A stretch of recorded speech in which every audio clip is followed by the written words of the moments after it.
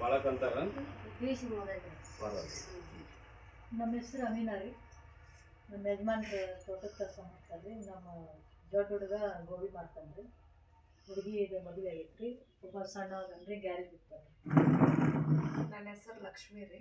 ನಮಗೆ ಇಬ್ಬರು ಹೆಣ್ಮಕ್ಳು ಅದಾರ. ಒಬ್ಬಾಕಿ 2ನೇ ಕ್ಲಾಸ್ ಓದ್ತಾಳ, ಒಬ್ಬಾಕಿ ಈಗ 4 ವರ್ಷದಾಗಿದ್ದಾಳೆ ರೀ. ನಮ್ಮ ಮನೆಯವರು ಅಂಗಡಿ ಒಳಗೆ ಕೆಲಸ ಮಾಡ್ತಾರೆ. ಕಿರಾಣಿ ನಮ್ದಲ್ರಿ, ಹೊರಗಲ್ರಿ. ಕೆಲಸ ಮಾಡ್ತಾರೆ. ಪಾರ್ವತಿ 3 ಮಂದಿ ಮಕ್ಕಳು ಅದಾರ. ಒಬ್ಬ ಸೆಕೆಂಡ್ ಇಯರ್ ಓದ್ತಾರೆ, ಒಬ್ಬ 10th ಅದಾರೆ, ಒಬ್ಬ 7th ಅದಾರೆ. ನಮ್ಮ ಮನೆ 2ನೇ ಚಲೋ ಐತಲ್ರಿ?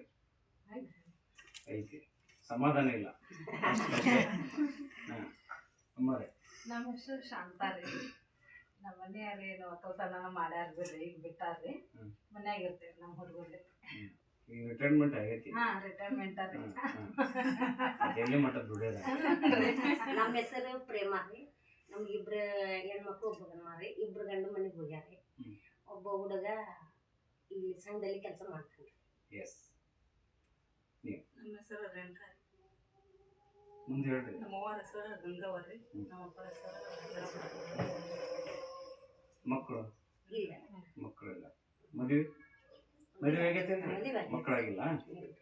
ಅವ್ರೆಲ್ಲಾರು ಆರಾಮದಿರಲ್ಲ? ನಮ್ಮ ತಂದೆ ತಾಯಿ ಆರಾಮ? ತವ್ರ ಮನೆ ಗಂಡನ ಮನೆ? ಚಲೋ ಆತಲ್ರ. ಸವಿತಾ ರೀ ನನ್ನ ಹೆಸರು. ನನಗೆ 4 ಮಂದಿ ಮಕ್ಕಳು ಅದಾರ್ರಿ. 2 ಹೆಣ್ಮಕ್ಳು, 2 ಗಂಡು ಮಕ್ಕಳು ರೀ.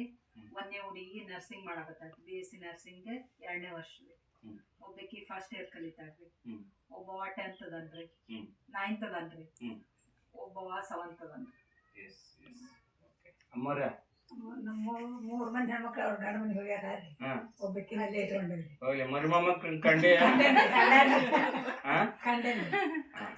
ಕಂಡೇನು ಬರುವ ಮಕ್ಕಳು ಸರಿಯಾಗಿ ಜೋಪಾನ ಮಾಡ್ತಾರಿಲ್ಲ? ಮಾಡ್ತಾರೆ. ಯೋಗೇಶ್ವರಿ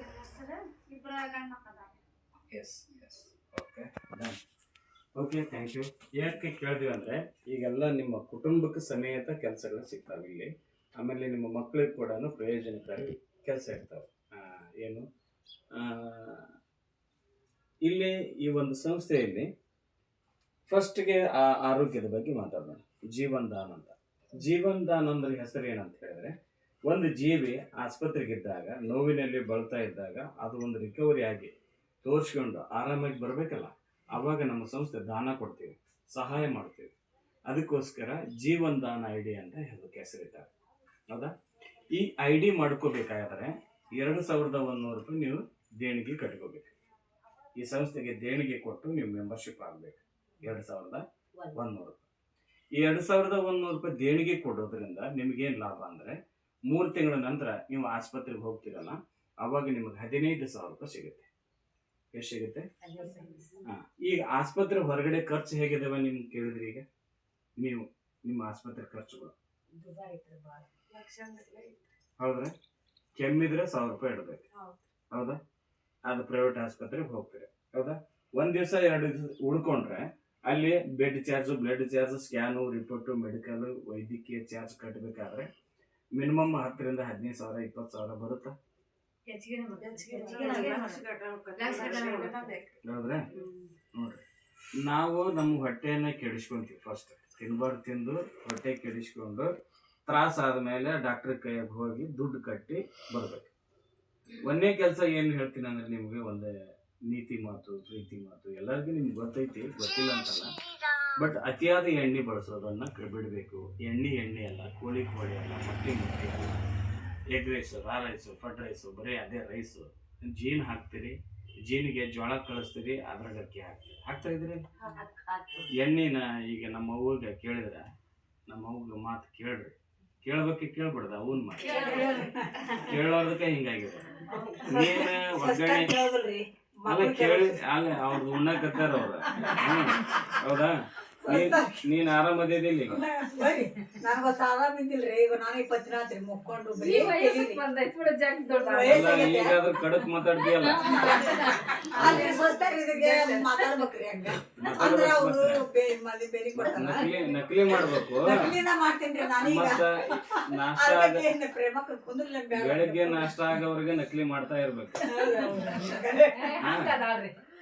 ಅಂದ್ರೆ ಪ್ರೀತಿ ವಿಶ್ವಾಸ ನಗತ ಈಗ ಸೊಸೆ ಆಗ್ಲಿ ಮಗಳಾಗ್ಲಿ ಬಾರುವ ಹಿಂಗೈತಿ ಹಿಂಗ್ ಮಾಡ ಕೇಳಿದ್ರ ನಮ್ಮಕ್ಕಿ ಕೇಳಾದ್ರೆ ನಿಮ್ಮಕ್ಕಿ ಅಷ್ಟೇ ರೀ ಹಂಗ ಏನಾಗತ್ತಂದ್ರ ಅತಿ ಒತ್ತಾಯ ಮಾಡೋದು ಹೇಳಲ್ಲ ಯಾಕೆ ನೀವೆಲ್ಲ ತಿಳಿದವ್ರ ಅದಿರಿ ಭವಿಷ್ಯ ಐತಿ ಮಕ್ಳು ಐತಿ ಮಕ್ಕಳಿಗೋಸ್ಕರ ಜೀವನ ಮಾಡ್ತೀವಿ ನಾವು ಹೌದಾ ಮಕ್ಕಳಿಗೋಸ್ಕರ ಮಕ್ಕಳು ಆರಾಮ ಇರ್ಬೇಕು ಗಂಡ ಆರಾಮ ಇರ್ಬೇಕು ನಮ್ಮ ಸಂಸಾರ ಆರಾಮ ಇರ್ಬೇಕಂದ್ರೆ ನೀವು ಬಾಯಿಗೆ ಎಣ್ಣೆ ಭಾಳ ಹಾಕ್ಬಾರ್ದು ಅರ್ಥ ಆಗ್ತದೆ ಇದನ್ನ ಯಾವ ಪುರಾಣದಾಗನ ಹೇಳಂಗಿಲ್ಲ ಆಸ್ಪತ್ರೆಗೆ ಹೆಂಗಾರ ಉಂಡ್ರೆ ಯಾವಾಗಾರ ಬರ್ರಿ ಟ್ಯಾಕ್ಸ್ ಕಟ್ಟಿ ಹೋಗ್ರಿ ಅಂತ ಹೇಳ್ತಾರೆ ಅದಕ್ಕೆ ತಿಳ್ಕೊಬೇಕಾದವ್ರು ಯಾರು ಮಕ್ಕಳಿಗೆ ಕುರ್ಕುರಿ ಚಿಪ್ಸ್ ಕೊಡಬಾರ್ದು ಮತ್ತೆ ನೀವು ಅದೇ ಕೆಲಸ ಮಾಡಿದ್ರೆ ನಮ್ಮಂತ ಮೂರ್ಖರು ಯಾರೇ ಇಲ್ಲ ಅರ್ಥ ಆಗ್ತಿದನ ಶೇಂಗಾ ಬೆಲ್ಲ ಕೊಡು ಪುಟಾಣಿ ಬೆಲ್ಲ ಕೊಡು ಏನಾರ ಕೊಡು ಎಳ್ಳು ಬೆಲ್ಲ ಕೊಡು ಏನಾರ ಅದು ಸ್ವೀಟ್ ಬೆಲ್ಲಕ್ಕೆ ಏನಾದ್ರು ಹಾಕಿದ್ರೆ ಏನಾಗುತ್ತೆ ಸ್ವೀಟ್ ಆಗೇ ಆಗುತ್ತೆ ಅದನ್ನು ಕೊಡ್ರಿ ಅಂತ ಹೇಳ್ತೀನಿ ನಿಮ್ಗೆ ಅಷ್ಟೇ ಕೇಳಿದ್ರೆ ಬೆಸ್ಟ್ ಕೇಳಿಲ್ಲ ಅಂದ್ರೆ ನೆಕ್ಸ್ಟ್ ಬಟ್ ಏನಂದರೆ ನಾನು ಅನಾರೋಗ್ಯದಿಂದ ಇರ್ರಿ ಅನ್ನೋದು ಒಂದೇ ಮಾತು ಒಂಥರ ಅನಾರೋಗ್ಯ ಹೊಂದಿ ನೀವು ಆಸ್ಪತ್ರೆಗೆ ಬಂದಿದ್ರೆ ಟ್ಯಾಕ್ಸ್ ಕಟ್ಟಲೇಬೇಕಾ ನಿಮ್ಮ ಹೆಸರು ಏನಂದ್ರಲ್ಲ ಅಮೀನಾ ಅವ್ರೆ ಈಗ ನಿಮ್ಗೆ ಆರಾಮಿಲ್ದಾಗ ನಾನು 10,000 ರೂಪಾಯಿ ಕೊಡ್ತೀನಿ ಅಂತ ತಿಳ್ಕೊಡ್ರಿ ನೀವು ಕೇಳ್ತೀರಿ ನಾವು ಕೊಡ್ತೀನಿ ವಾಪಸ್ ನಾನು ಕೊಡ್ಬೇಕಾ ಕೊಡ್ಬಾರ್ದು ಕೊಟ್ರೆ ಅಮೀನಾ ಅವರು ಒಳ್ಳೆಯವರು ಅಂತ ಹೇಳ್ತೀನಿ ಕೊಟ್ಟಿಲ್ಲ ಅಂದ್ರೆ ನಿಮ್ಮಂತ ಕೆಟ್ಟವ್ರು ಯಾರು ಇರಾಗಿಲ್ಲ ಹೌದಾ ಅರ್ಥ ಆಗ್ತಿದೆ ನಮ್ಮ ಸಂಸ್ಥೆ ನಿಮ್ಗೆ ಆರಾಮಿಲ್ದಾಗ 15,000 ರೂಪಾಯಿ ಕೊಡ್ತೈತೆ ಅಂದ್ರೆ ಒಳ್ಳೇದಾಗುತ್ತೆ ಕೆಟ್ಟದಾಗುತ್ತೆ ಮಾಡ್ಕೋಬೇಕೆ ಮಾಡ್ಕೋಬೇಡ್ದೆ ಮೆಂಬರ್ಶಿಪ್ ಮಾಡ್ಕೊಂಡ್ರೆ ಫಸ್ಟ್ ಮಾಡ್ಕೋಬೇಕು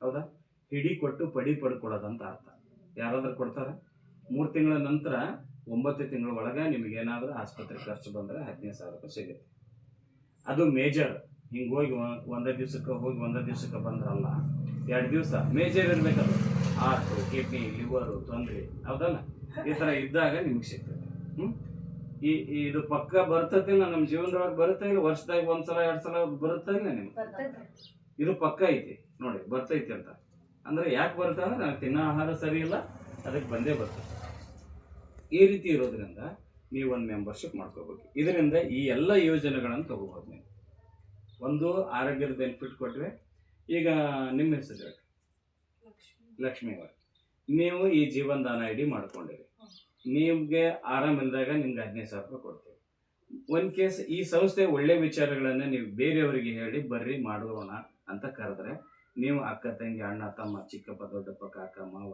ಅತ್ತಿ ಸೊಸೆ ತಾಯಿ ಮಗಳು ಈ ಥರ ಕರೆದು ಮಾಡಿದರೆ ಮಾಡ್ಬೇಕೆ ಮಾಡ್ಬಾರ್ದು ಒಳ್ಳೇದು ಮಾಡಿದರೆ ನೀವು ಆರಾಮದಿರಿ ನಿಮ್ಮ ಗಂಡಗೆ ಆರಾಮಿಲ್ಲ ಅಂದ್ರೆ 15,000 ರೂಪಾಯಿ ಬಳಸ್ಕೋಬೋದು ಹೌದಾ ನೀವು ಗಂಡ ಹೆಂಡತಿ ಇಬ್ಬರು ಆರಾಮದಿರಿ ಮಕ್ಕಳಿಗೆ ಆರಾಮಿಲ್ಲ ಅಂದ್ರೆ 15,000 ರೂಪಾಯಿ ಬಳಸ್ಕೋಬೋದು ಅರ್ಥ ಆಯ್ತಾ ನೀವು ಕೆಲಸ ಮಾಡಿದ್ರೆ ನಿಮ್ಮ ಫ್ಯಾಮಿಲಿಗೆ ಆರಾಮಿಲ್ಲ ಅಂದ್ರೆ ನಾವು ಕೊಡ್ತೀವಿ ನೀವು ಕೆಲಸ ತುಟ್ಟಿಗೆ ಪಿಟ್ಟಕ್ಕೆ ಅಂದಿಲ್ಲ ನಿಮ್ಗೆ ಹೇಳೋ ಮನಸ್ಸಿಲ್ಲ ಮಾಡೋ ಮನಸ್ಸಿಲ್ಲ ಅಂದರೆ ನೀವು ಏನೋ ಮೆಂಬರ್ಶಿಪ್ ಆಗಿರ್ತೀರಿ ನಿಮ್ಗೆ ಅನಾರೋಗ್ಯ ಆದರೆ 15,000 ರೂಪಾಯಿ ಸಿಗುತ್ತೆ ಇಷ್ಟು ಹೇಳೋದಿಲ್ಲ ಮಾಡಿದವ್ರಿಗೆ ಲಕ್ಷಣ ಅಂತ ಇಲ್ಲ ಕೊಟ್ಟವ್ರಿಗೆ ಲಕ್ಷಣ ಇಲ್ಲ ನಾವೆಷ್ಟೋ ಜೀವನದೊಳಗೆ ಕಳ್ಕೊಂಡಿವಿ ಅದು ಪಡ್ಕೊಂಡಿದ್ದ ಕಮ್ಮಿ ಇನ್ಸೂರೆನ್ಸ್ ಇರ್ತಾವ ಭಾಳಷ್ಟು ಇನ್ಸೂರೆನ್ಸ್ ಹೆಲ್ತ್ ಇನ್ಸೂರೆನ್ಸ್ ನೋಡಿರ್ತೀರಿ ಮಾಡಿರ್ತೀರಿ ಅವು ಕೈ ಹೋದ್ರೆ ಕೊಡ್ತಾರ ಕಾಲು ಹೋದ್ರೆ ಕೊಡ್ತಾರ ತಲೆ ಹೋದ್ರೆ ಕೊಟ್ಟಿರ್ತಾರೆ ಅರ್ಥ ಆಗ್ತೈತೆ ಆದರೆ ನಮ್ಮಲ್ಲಿ ಮಾಮೂಲಿ ಆಸ್ಪತ್ರೆಗೆ ಹೋದಾಗ ಭಾಳ ಮಂದಿ ಕೊಟ್ಟಿಲ್ಲ ಎಲ್ಲಿ ಕೊಟ್ಟಿದ್ರ ಜಸ್ಟ್ ಆಸ್ಪತ್ರೆಗೆ ಹೋದ್ರೆ ಆಸ್ಪತ್ರೆ ಖರ್ಚು ಯಾವಾಗ ಬರುತ್ತಂತ ಗೊತ್ತಿಲ್ಲ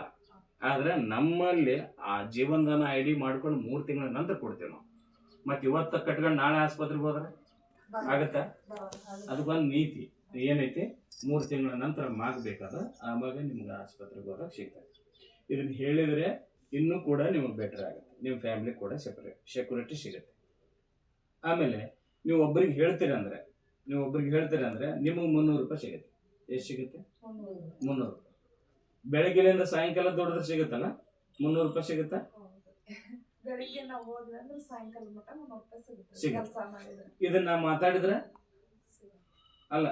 ಮಾತಾಡಿದ್ರೆ ಸಿಗುತ್ತೆ 300 ರೂಪಾಯಿ ನಿಮಗೆ ಸಿಗುತ್ತೆ